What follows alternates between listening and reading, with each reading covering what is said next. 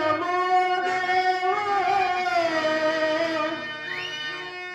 न भूतो न भविष्यति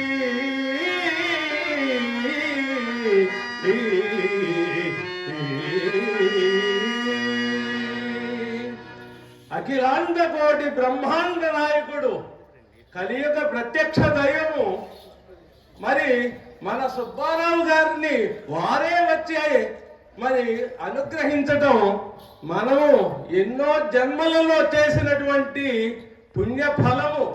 ఈ రాజుపాలెములో ఇలా ఇంత వైభవోపేతముగా ఈ రోజున ఈ కార్యక్రమాలు నడుస్తూ ఉన్నవి అంటే దానికి కర్త కర్మ క్రియ అన్నీ కూడా పొత్తూరి సుబ్బారావు గారు. ఆ మహానుభావుడు ఆయన వారి యొక్క తండ్రి గారి యొక్క కోరిక వెంకటేశ్వరుని ప్రతిష్ఠించాలని వారి యొక్క కోరికను కుమారుడిగా వారు తీర్చారు. ఈ ప్రాంతానికి మొత్తానికి కూడా కీర్తి ప్రతిష్టలు తీసుకొచ్చి ఎక్కడో దూర ప్రాంతాల నుంచి ఎంతో మంది కళాకారులను మరి ఆంధ్ర భోజుడే, నిజంగా చెప్పాలంటే ఆయన ఆంధ్ర భోజుడే, దానిలో సందేహం ఎలాంటి సందేహము లేదు. మనం అందరము కూడా వారికి రుణపడి ఉన్నాము. వారి కుటుంబమే చాలా గొప్ప కుటుంబము. వారి అన్నదమ్ములు అందరూ చూస్తూ ఉంటే మాకు చాలా ఆనందంగా ఉన్నది. మరి ఇలాంటి గొప్ప వ్యక్తులు ఉండబట్టే ఈ రోజున మరి ఇలాంటి గొప్ప కార్యక్రమాలు ఎంతో మంది మరి కళాకారులు ఈ రోజున లబ్ధ ప్రతిష్ఠులైనటువంటి సుబ్బరాజు గారు కానీ మరి రత్నశ్రీ గారు కానీ మరి కొప్పర కౌలు వంశానికి చెందినటువంటి ఆ తర్వాత శాంతయ్య గారు కానీ ఇలాంటి మహామహులందరినీ కూడా తీసుకొచ్చి ఇక్కడ ఇంత ఘనంగా చేయిస్తూ ఉన్నారంటే వాడి యొక్క కరుణా కటాక్షం వారి ఎందుకు పూర్తిగా ఆ వెంకటేశ్వరుడి యొక్క కరుణా కటాక్షము మరి వారి యొక్క ధర్మపత్ని రమాదేవి గారు కూడా వారు కూడా సహకరించడం వల్లే మరి మన యొక్క సుబ్బారావు గారు ఇంత గొప్ప కార్యక్రమాలు చేస్తూ ఉన్నారు. దానికి మనం అందరం కూడా మరి మనకు తోచినటువంటి సహాయ సహకారాలు కూడా మనం కూడా చేస్తేనే మరి ఇలాంటి గొప్ప కార్యక్రమాలన్నీ కూడా ముందుకు సాగుతూ ఉంటాయి. ఇలాంటి నాకు ఈ అవకాశం ఇచ్చినటువంటి మీ అందరికీ ముఖ్యంగా సుబ్బారావు గారికి నా ధన్యవాదాలు తెలుపుకుంటూ నేను విరమిస్తున్నాను. మరి అట్లాగే పెద్దలు కొట్టి వెంకటాచారి గారు కూడా వారి స్పందనని తెలియవలసిందిగా కోరుతున్నాం. సభకు నమస్కారం. నాటకం అంటే పెద్దలు కాళిదాసు ఏనాడో చెప్పాడు, ఒక యజ్ఞంతో సమానం అని. అటువంటి మహత్తర మహనీయమైనటువంటి యజ్ఞాన్ని ఈ కాలంలో, ఈ కలికాలంలో మన మిత్రులు సుబ్బారావు గారు ప్రతి సంవత్సరము అద్భుతమైనటువంటి నాటకాలు ప్రదర్శింపజేసి అన్ని చోట్ల మారుమూలలో ఉన్నటువంటి వాళ్ళని కూడా ఆ మెరిట్ని బట్టేసి వాళ్ళలో ఏదైనా ఏమాత్రం గుణలేశం ఉంటే తీసుకొచ్చి చాలా ప్రోత్సహించి నాటకాలు వేయించి ఆ విధంగా తెలుగు నాటక రంగాన్ని, ప్రత్యేకించి పద్య నాటక రంగాన్ని బాగా అభివృద్ధి పదంలో నడిపిస్తున్నటువంటి ఆ మహనీయుడికి మనందరం కూడా రుణపడి ఉన్నామని చెప్పక తప్పదనమాట. ఆ విధంగా ఈ సుబ్బారావు గారి యొక్క నిరంతర కృషి చాలా ప్రశంసనీయమైనటువంటిది. ఎంతోమంది కళాకారులకు అన్నప్రదాతగా మిగిలిపోతున్నారన్నమాట. ఇది అంతేకాకుండా పారమార్థికమైనటువంటి సేవ. వెంకటేశ్వర స్వామి వారికి ఆ విధంగా గుళ్ళు గోపురాలు కట్టించి అనేకమైనటువంటి అర్చనలు చేయించేసి ఆ విధంగా పారమార్థికమైన సేవ, ఇది లౌకికమైనటువంటి సేవ. వారి యొక్క జన్మ ధన్యమని చెప్పొచ్చు. ఇకపోతే నాటకం గురించి, ఇది 105 సంవత్సరాల క్రితం రాయబడినటువంటి నాటకం. ఇది ఈ 105 సంవత్సరాల నుంచి ప్రత్యేకంగా లెక్కలు తీస్తే అప్పటి నుంచి ఇప్పటిదాకా సగటున ఆంధ్రదేశంలో, అంటే తెలుగు రాష్ట్రాల్లో సగటున ఆంధ్రదేశంలో రోజుకు ఒక్క ప్రదర్శన జరుగుతూనే ఉందన్నమాట. ఇంతటి అద్భుతమైనటువంటి నాటకము, తెలుగు జాతి గర్వించదగినటువంటి నాటకము ఇంకా 2 శతాబ్దాలు 3 శతాబ్దాల దాకానైనా ఈ నాటకం బ్రతికే ఉంటుంది. కానీ ఇక్కడ వేశ్యావృత్తి అన్నారు. వేశ్యావృత్తి ఏనాడో అయిపోయింది, దాన్ని తీసేశారు. స్వాతంత్రం వచ్చిన తర్వాత, ప్రభుత్వాలు మారిపోయిన తర్వాత ఆ వృత్తిని బ్యాన్ చేశారు. కానీ అందులో ఉన్నటువంటి ఎలిమెంట్, అందులో ఉన్నటువంటి కథ ఉన్నదే, ఆ కథ ఎటర్నల్. అంటే నిత్య నూతనంగా ఉంటుంది.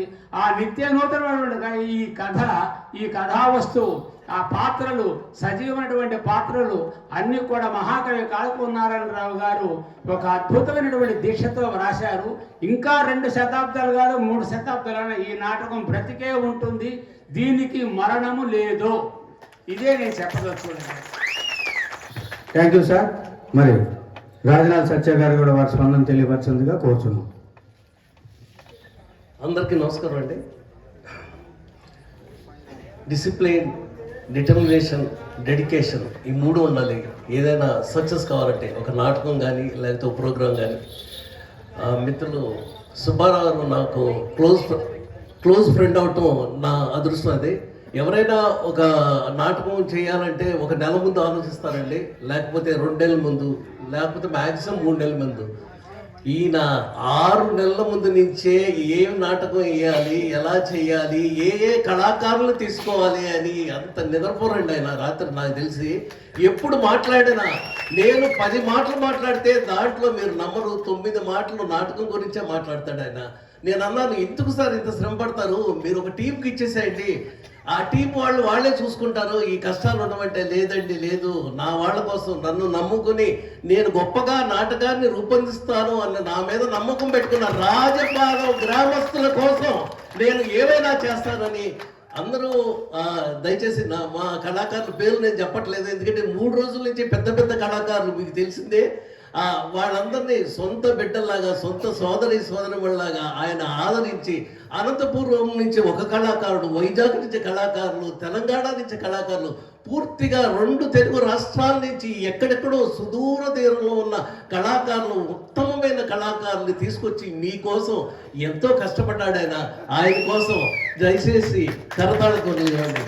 ఇలాంటి వ్యక్తి మన మధ్యలో ఉంటాం, మన అదృష్టం. ఈయన ఇదే కాదండి, నాకు తెలిసి ఆయనకి క్లోజ్ మిత్రుడిగా చెప్తున్నాను నేను. ముందు భవిష్యత్తులో చాలా విజయాన్ని సాధిస్తాడు.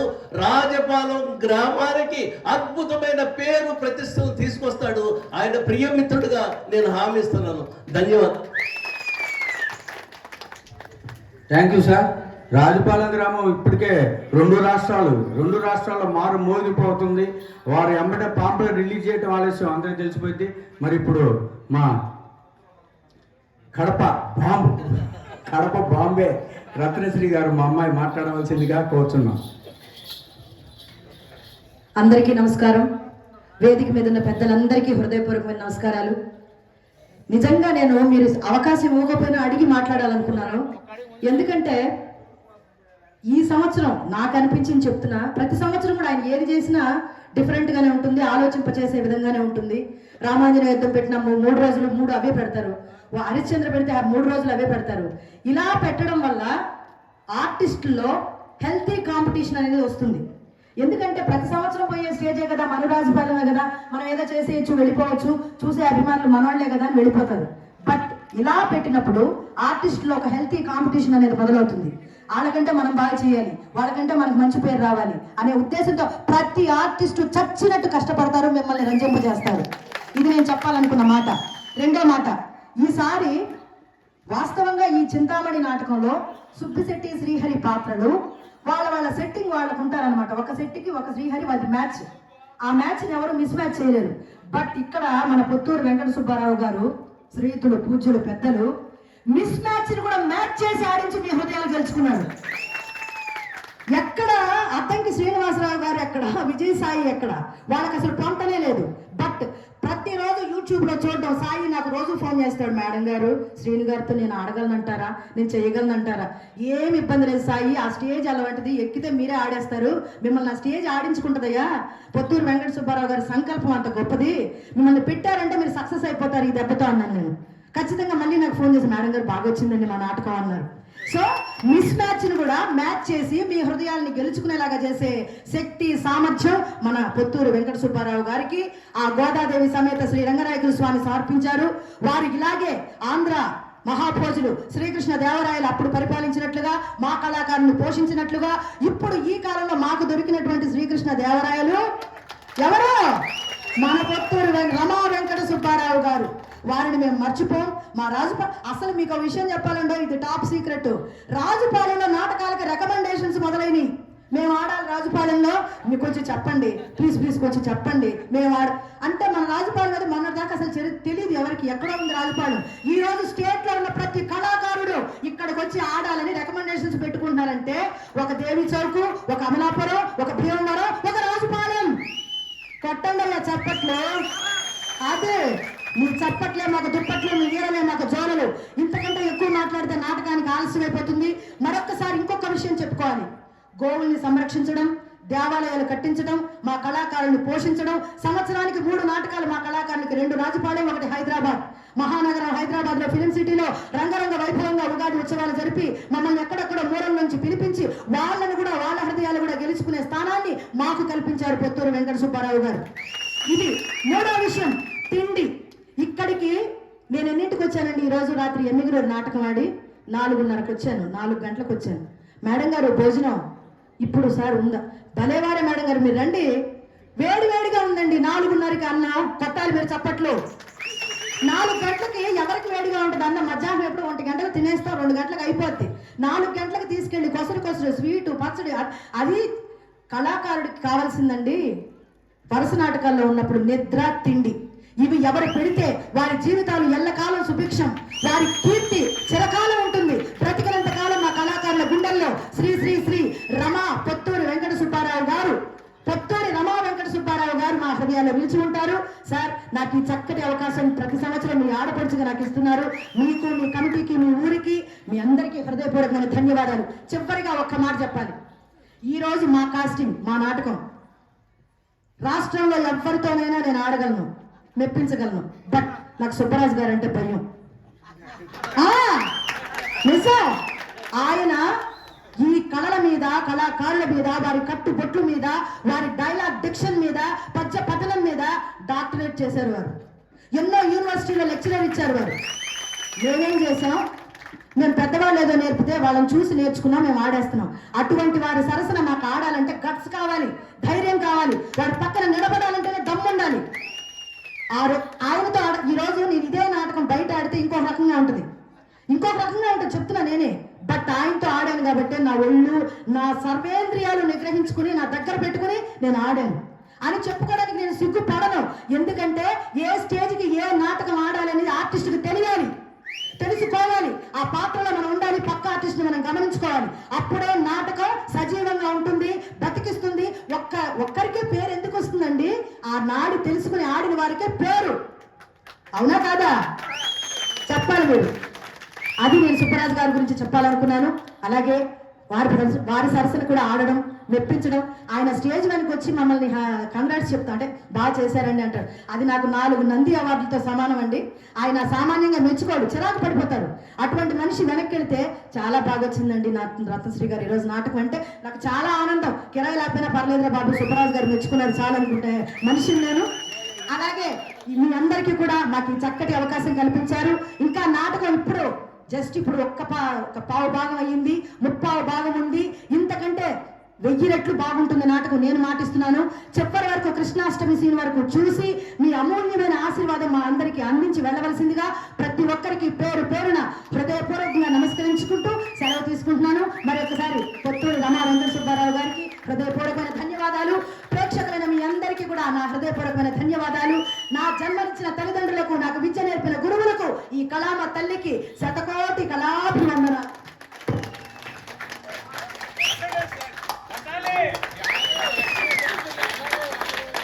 Thank you sir, thank you.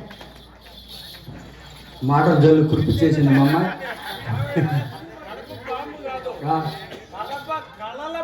Okay, సరే. కడప కళల బాంబు మన లాల్ గారు ఇచ్చారు.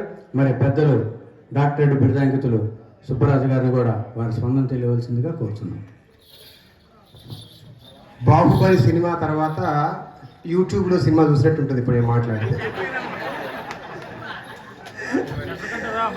అలా ఆత్మీయంగా కళాకారిణి రత్నశ్రీ గారు హృదయావిష్కరణ చేశారు. రంగస్థలం మీద ఈరోజు 3 రోజుల నుంచి ఇక్కడే ఉండి నాటకాలని చూస్తున్నటువంటి పెద్దలు, ఈ నాటకాన్ని రచించిన కాళ్ళకూరి నారాయణరావు గారి రచనల మీద జీవితం మీద పరిశోధన చేసిన ప్రిన్సిపల్గా రిటైర్ అయిన పెద్దలు గురువులు డాక్టర్ కొట్టే వెంకటాచార్యులు గారు, పద్య రచయిత, నాటక రచయిత, హంస మొదలైన తెలుగు యూనివర్సిటీ పురస్కారాల గ్రహీత, ఇంకా ఆయనకు అందవలసినటువంటి కీర్తులు చాలా ఉన్నాయి. సారికి నాటకం మీద మమకారంతో చింతామణి నాటకం ఉందంటే సుబ్బారావు గారి సహచర్యంలో మరీ ఆయనకు ఆనందంగా వచ్చి ఇక్కడే ఉన్నారు. అలాగే పెద్దలు మొవ్వ దేవనాథ సూరి గారు, పండితులు, కవులు, వారు పద్య రచయిత, వీళ్ళందరూ జాతి సంపదలు సార్. ఒక జాతికి సంపద ఉంటుంది, వీళ్ళు జాతి సంపదలు. పద్య నాటకాలకు సాహిత్యానికి దూరం పెరిగింది, అందుకే నాటకం నాశనం అయిపోయింది. నాటకం నాశనం అవడానికి కారణం ఏంటంటే నాటక ప్రదర్శన వేరు, నాటక రచన వేరు అనే ఉద్దేశంలో ఉన్నారు. కానీ ఈ మొత్తానికి సూత్రధారి అయినటువంటి సుబ్బారావు గారి ఎడల అపారమైన గౌరవం ఎందుకు కలుగుతుందంటే ఇటువంటి పెద్దల్ని నుంచోబెట్టి నాటకాన్ని ప్రదర్శింపజేస్తున్నారు. రత్నశ్రీ గారు అన్నారు, నేనంటే భయం కాదు, వీళ్ళు ముందున్నారని నాకు తడిసిపోయింది అసలు ఇందాక. వెంకటాచారి గారు, సూరి గారు ముందు కూర్చుంటే నాటకం ఆడాలా? ఇది ఒకప్పుడు పుస్తకాల్లో చదువుకున్న అనుభూతి ఈరోజు నాకు ఎదురుకుండా కలిగింది. తిరుపతి వెంకట కవులు పాండవోద్యోగం నాటకం రాసిన తిరుపతి వెంకట కవులు ఎదురు కూర్చుంటే వాళ్ళ ముందు నాటకం ఆడినటువంటి కళాకారులు ఉన్నారు. ఆ చరిత్ర చదువుతుంటే అర్థమవుతుంది. అలా ఈరోజు వీళ్ళిద్దరి ముందు కూర్చుని నాటకం ఆడటం అనేది, అందుకే మొదటే మా విన్నవించుకున్నా, అయ్యా సరదాగా చేస్తున్నాము, మీరు మనసుకు తీసుకోవద్దు, మా మీద పూల వర్షం కురిపించండి కానీ రాళ్ళ వర్షం కురిపించమాకండి అని ప్రాధాయపడ్డా. ముందు సరెండర్ అయిపోతే ఏ బాధ ఉండదు, ముందు శరణాగతి పొందితే. సుబ్బారావు గారు అలా పండిత సహవాసం చేయటం, ఇది నాటకం కొన్ని రోజుల పాటు, కొంతకాలం పాటు బతికి ఉండటానికి మొట్టమొదటి సూత్రం. అది కనుక్కున్నారు సుబ్బారావు గారు. పండితుల మధ్య పండితుల్ని కూర్చోబెట్టి నాటకం ఆడితే అటు ప్రేక్షకులకు ఇటు నటులకు మధ్య వాడు వారధుల్లాగా ఉండి నాటకం సక్రమైనటువంటి దారిలో వెళుతుంది. అన్నిటికంటే గొప్ప విషయం ఏంటంటే చదువది ఎంత కలిగిన రసజ్ఞత ఇంచుక చాలకున్న ఆ చదువు నిరర్థకంబు, గుణ సంయుతులు ఎవ్వరు మెచ్చరు ఎచ్చటన్, పదునుగా మంచి కూర నలపాకము చేసినదైనా అందు ఇంపొదవెడు ఉప్పు లేక రుచి పుట్టగా నేర్చునటయ్య భాస్కర అంటాడు భాస్కర్ శతకారుడు. నువ్వు ఎంత బాగా కూర చేయి, ఉప్పు లేకపోతే రుచి ఏముంది? ఎంత గొప్ప కార్యక్రమాలు చేయి, రసజ్ఞత కలిగిన మనసు ఉండి ఆ నాటకాలను ప్రదర్శింప చేయిస్తే అవి సక్సెస్ అవుతాయి. ఆ ఉప్పు సుబ్బారావు గారు. వారితో నేను ప్రైవేట్ సంభాషణ చేసినప్పుడు వారి జీవితం, వారి కష్టం, వారి యొక్క లక్ష్యాన్ని చేరుకునే క్రమంలో ఆయన పడినటువంటి వేదనలు ఇవన్నీ ఒకరోజు నాకు చెప్పారు. ఒకరోజు పొద్దున్నే 5 ఫోన్ చేశాను. నాకు ఆయన గురించి ఆలోచిస్తుంటే మెలకు వచ్చి వాకింగ్ చేస్తూ అడిగా. ఆ రోజు మాట్లాడారు. సార్, మీరు అనుకుంటారు సుబ్బారావు గారు నాటకం ఎందుకు పెడుతున్నారు, మాకంటే మీకు తక్కువ తెలుస్తుంది, ఎందుకంటే మీ ఊరి వారు, మీ ప్రజలు కాబట్టి ఆయన నాటకం పెడుతున్నారు అనుకుంటున్నారు. కాదు, ఆయన తెలుగు జాతి భాషను, సంస్కృతిని రక్షిస్తున్నారు. ఆయన నాటకం పెట్టట్లేదు సార్, మేము డబ్బులు తీసుకుంటాం వెళ్ళిపోతాం. ఇక్కడ కూర్చున్నటువంటి వాళ్ళల్లో 30 ఏళ్ళు 25 ఏళ్ళు ఉన్నటువంటి పిల్లలకు, లేకపోతే 30-35 ఏళ్ళు ఉన్న వాళ్ళకి ఇంకొక 30 ఏళ్ళు ఈ నాటకం కిక్ ఉంటుంది. అంటే 60 సంవత్సరాలు నాటకం బతుకుతుంది. ఇంకా నిజం సార్.